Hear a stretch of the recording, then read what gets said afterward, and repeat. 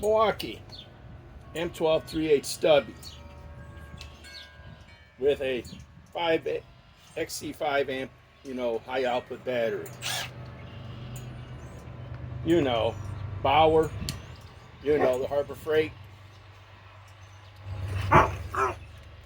with a 5 amp battery. Okay, these are 6-inch legs.